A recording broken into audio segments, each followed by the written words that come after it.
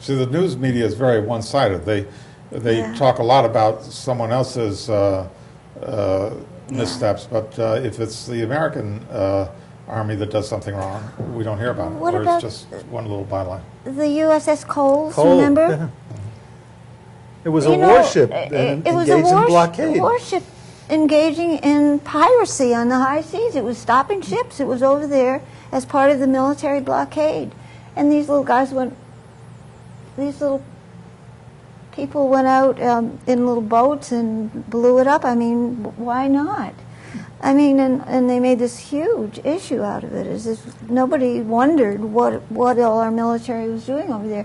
I remember when the ski lift was, the U.S. planes flew under a ski lift in Italy and killed a lot of people, and everybody was worried about that, but nobody asked what were they doing there. Why were United States planes over there at all? And then recently, of course, and now I know we have 800 military bases all over the world, and how come we're an empire? Jane, you've been very active in opposition to the nuclear power plant in Vermont. Can you tell us something about how you feel about that? Well, I would like to see it shut down tomorrow, but actually what we're aiming for is to have it shut down when it's supposed to be shut down in 2012. And of course, Entergy Corporation, which makes millions of dollars of profit every year, wants to keep it going for 20 more years. And I see that as a real disaster, probably a disaster. And if there's an accident of any sort, the whole of New England could be uninhabitable. It's not just going to be Brattleboro, and it's going to involve everyone. And there's so many reasons why. There's waste that nobody knows what to do with. There's 20 to 30 tons of waste made every year. And they're now taking it out of the spent fuel pool, which is absolutely full, and putting it in dry casks. Now, these dry casks are going to probably crack every 100 years. Now, that means for the next 250,000 years, somebody's going to have to watch these dry casks or change them or something. So, and anyway, and the other thing, and many things, imagine.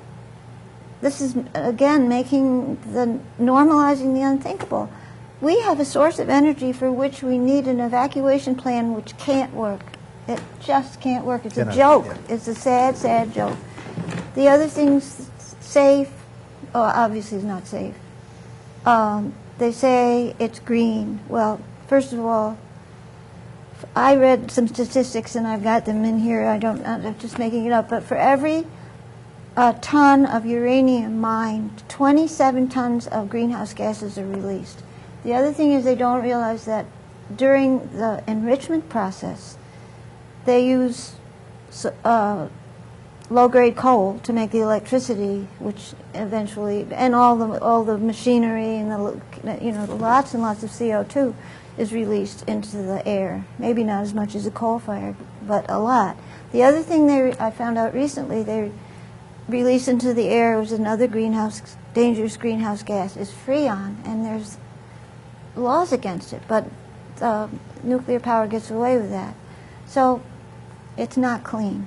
And it's not cheap. We all know it's not cheap because taxpayers build it, taxpayers pay for the insurance, and taxpayers are probably, because of all the monkey business going on now, are going to have to pay the 600 million decommissioning fund, which Entergy says they don't have enough and they have to wait for the markets or some nonsense like that. And they're spinning off into some company that can go bankrupt. So that'll leave us with that. But the worst thing to me, and which people don't often understand, is that there's a very, very sneaky and dangerous connection between the nuclear energy business and the military-industrial complex. I think everyone understands that at the end, the spent fuel rods are a source of plutonium for bombs, and that, they're talking about not recycling. That's a bad word. It's mushing up the spent fuel rods and using the stuff over again, which doesn't make very much that's useful. It makes a lot more waste that's much more dangerous, and a lot more plutonium. So at that far end. But in the middle, in the enrichment process, is the real, probably to me, the most horrible part of it, that makes something called depleted uranium. There's two forms of uranium produced. One goes to the reactor. The other is this depleted uranium, which is still 60% radioactive. Now, it's very, very dense. It's one of the most dense metals, and it will penetrate anything. So ever since 1991, they've been using this by coating all the ammunition, everything from bunker busters to bullets, have been covered, and tanks as a protection, have been covered with depleted uranium. When it explodes, guess what? All this radioactivity goes in the air, goes in everybody's lungs. Our soldiers, 11,000, we think, are dead from this now, since 1991. And the children, it's a silent genocide for 250,000 years now. This radioactive material is going to be in the ground all over Iraq. Baghdad is covered. And the most frightening numbers I've heard and read recently is that in 1 year, 1991, in one country, Iraq, and by the way, we've had wars in a lot more countries since then, like Lebanon, Afghanistan, Kuwait, Afghanistan, where else? In 1 year, in just one country, we released the radioactive equivalent of 85,000 Hiroshima bombs. And it's going to sit there for 250,000 years, and I can't talk about it anymore. This is something we have pamphlets about, and when we go into the high schools to sort of, I don't know what to call it, except we call it counter-recruiting, which isn't a very good name.